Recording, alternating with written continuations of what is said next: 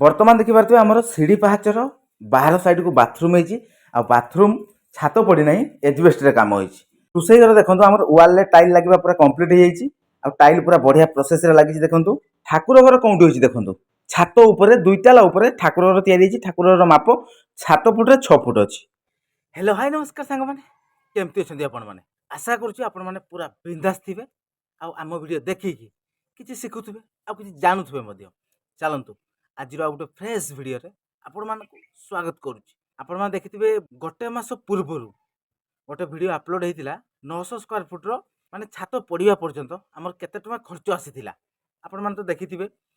पुणी से building same सबकि से किंतु टिके डिफरेंट होती ठाकुर घर कौटी अच्छी आ बाथरूम कौटी अच्छी से 900 स्क्वायर फुट अलग माने कौन बाथरूम टा टिके अलग हो जाए आपण मानकर ठाकुर घर टिके अलग हो जाए आ काम बहुत आगे जाइए प्लास्टर काम पूरा कंप्लीट आ टाइल काम पूरा चली कंप्लीट हो बुझिपारे।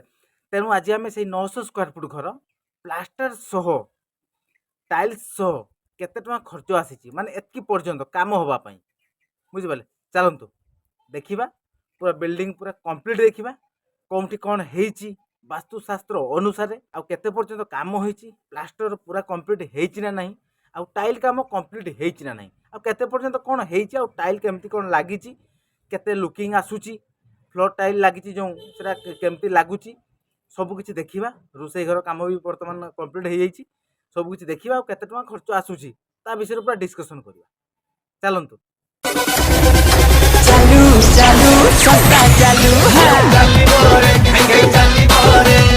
बर्तमान फाइनाली देखिपे ये हूँ 900 स्क्वायर फुट्र घर आउ तार सामनार डिजाइन केमती है देखो स्फटिक डिजाइन अच्छी आउ सामने पूरा बालकनी बाहरी देखिपे यार प्लास्टर काम सह केते टका खर्च आसूची ता विषय आज आपण माने कहबी।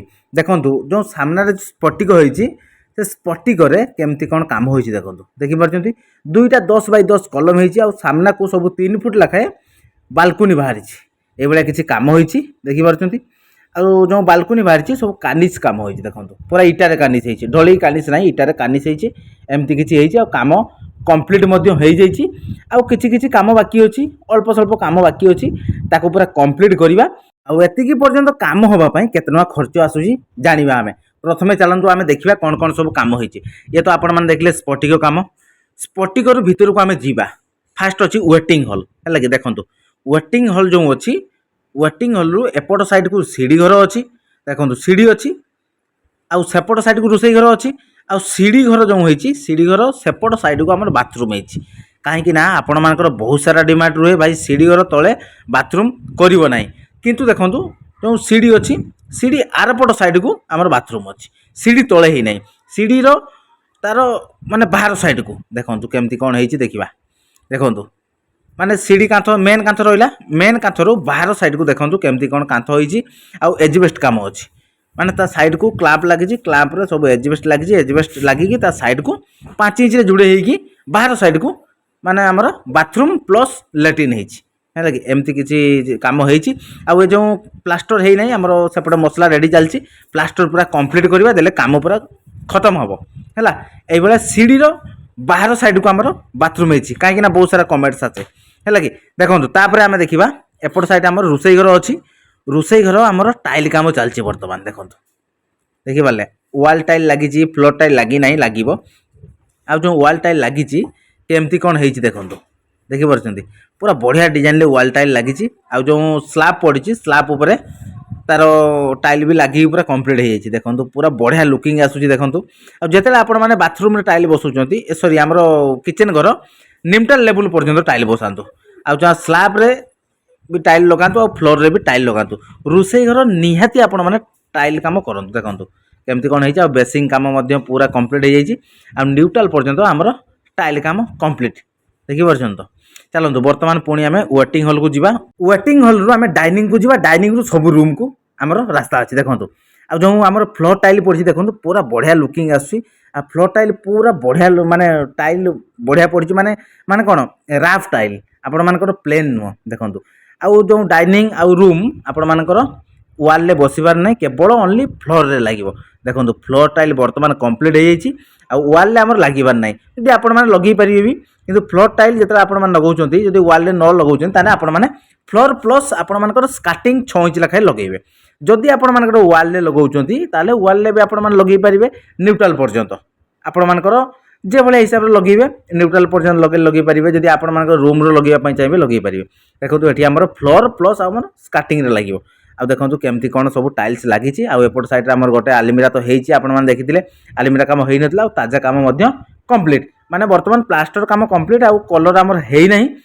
ବର୍ତ୍ତମାନ ଟାଇଲ୍ କାମ ଚାଲିଛି, ଟାଇଲ୍ କାମ ପରେ କଲର୍ କାମ ହେବ, ତାପରେ ଆପଣମାନଙ୍କର ୱାରିଂ କାମ ହେବ, ସବୁକିଛି କାମ ହେବ। ଆଉ ଟାଇଲ୍ଟା କେମିତି ଲାଗୁଛି ଆପଣମାନେ ନିହାତି କମେଣ୍ଟରେ ଜଣାଇବେ ହେଲା। ବର୍ତ୍ତମାନ ଚାଲନ୍ତୁ ଆମେ ଡାଇନିଂ ହଲ୍ରୁ ସେପଟ ସାଇଡ଼୍ ଦେଖିପାରୁଥିବେ ଗୋଟେ ରୁମ୍ ଅଛି, ଆଉ ଏପଟ ସାଇଡ଼୍ ଦେଖନ୍ତୁ ଗୋଟେ ରୁମ୍ ଅଛି। ରୁମ୍ରେ ପୁରା କମ୍ପ୍ଲିଟ୍। ଏପଟ ସାଇଡ଼୍ ଦେଖନ୍ତୁ ଏ ରୁମ୍ର ମଧ୍ୟ ଫ୍ଲୋର୍ ଟାଇଲ୍ ବର୍ତ୍ତମାନ କମ୍ପ୍ଲିଟ୍ ହେଇଯାଇଛି, ଆଉ ସ୍କାର୍ଟିଂ ବାକି ଅଛି। ଆଉ ସେପଟ ସାଇଡ଼୍ରେ ଆମର ୱାଲ୍ରେ ବି ଲାଗିବାର ନାହିଁ। ଆଉ ତ ସବୁଆଡ଼େ ଦେଖିପାରୁଛନ୍ତି ଆପଣମାନେ ପ୍ଲାଷ୍ଟର କାମ କମ୍ପ୍ଲିଟ୍। ଆଉ ଏ ରୁମ୍ରେ ଦେଖନ୍ତୁ, ଏ ରୁମ୍ରେ ବି ଆମର ଫ୍ଲୋର୍ ଟାଇଲ୍ କମ୍ପ୍ଲିଟ୍। ଆଉ ସେପଟେ ଆମର ଆଲମିରା ସାଇଡ଼୍ରେ ମାନେ ସ୍କାର୍ଟିଂ ଲାଗିବ। ଦେଖନ୍ତୁ ପୁରା ପ୍ଲାଷ୍ଟର କମ୍ପ୍ଲିଟ୍। ଆମର କଲର୍ ଫଲର୍ କିଛି କାମ ହେଇନାହିଁ କହିଥିଲି ଆପଣମାନଙ୍କୁ।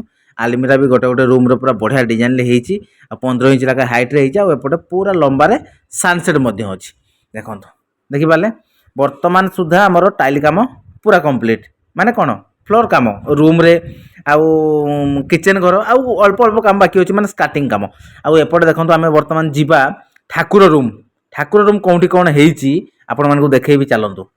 ଦେଖିପାରୁଥିବେ ବର୍ତ୍ତମାନ ଛାତ ଉପରେ ଏପଟ ସାମ୍ନା ସ୍ଫଟିକ ଅଛି, ପୁରା ଲମ୍ବାରେ ଅଛି, ଯେଉଁଟା ଆପଣମାନେ ଦେଖିଲେ ଫ୍ରଣ୍ଟରେ ସ୍ଫଟିକ, ସେଟା ପୁରା ସ୍ଫଟିକ ଅଛି। ଆଉ ଏପଟ ସାଇଡ଼୍ରେ ଆମେ ଠାକୁର ଘର ଦେଖିବା। ବର୍ତ୍ତମାନ ଏପଟେ ସିଢ଼ି ଘର ଅଛି, ସେପଟେ ଆମର ଦୁଇଟା ରୁମ୍ ହେବାର ଅଛି। ଆଉ ଏପଟେ ଦେଖନ୍ତୁ ଆମର ଈଶାନ୍ୟ କୋଣରେ ଆମର ଠାକୁର ଘର ତିଆରି ହେଇଛି ଛାତ ଉପରେ। ଯେହେତୁ ଆମର ତଳେ ଜାଗା ନାହିଁ, ତେଣୁ ଉପରେ କାମ ହୋଇଛି। ଆଉ ଯେଉଁ ଠାକୁର ଘର ରହିଛି ଏପଟେ ଅଛି 7 ଫୁଟ, ଏପଟେ ଅଛି 6 ଫୁଟ, ମାନେ ଭିତରେ 7 ଫୁଟରେ 6 ଫୁଟ ଅଛି। ଦେଖନ୍ତୁ ସବୁ 5 ଇଞ୍ଚରେ କାମ ଅଛି। ଆଉ ଛାତ ମଧ୍ୟ ପଡ଼ିଯାଇଛି, ସଣ୍ଟରିଂ ସରିକି ଛାତ କାମ କମ୍ପ୍ଲିଟ୍ ହେଲା କି। ଦେଖନ୍ତୁ ସଣ୍ଟରିଂ ଏଇଭଳିଆ କିଛି ହେଇଛି। ଆଉ ୟାର ହାଇଟ୍ ଆପଣମାନଙ୍କର 7 ଫୁଟରେ ଛାତ ପଡ଼ିଛି। ଦେଖନ୍ତୁ ଦେଖିପାରିଲେ ପୁରା ମାନେ ୱାଲ୍ ବିମ୍ ନାହିଁ, ପ୍ଲେନ୍ ଛାତ ଆପଣମାନଙ୍କର ସବୁ 5 ଇଞ୍ଚରେ ଯୋଡ଼ି ହେଇଛି। କାହିଁକି ତା ଉପରେ ଏମିତି ପ୍ଲେନ୍ ଛାତ ପଡ଼ିଲା, ଦେଖନ୍ତୁ ଯେତେବେଳେ ଆପଣମାନେ 2 ତାଲା କରିବେ ଆପଣମାନଙ୍କର ସିଏ ମାନେ ଚୂଡ଼ା ଛାତ ଭଳିଆ କାମ ଦେବ ହେଲା କି।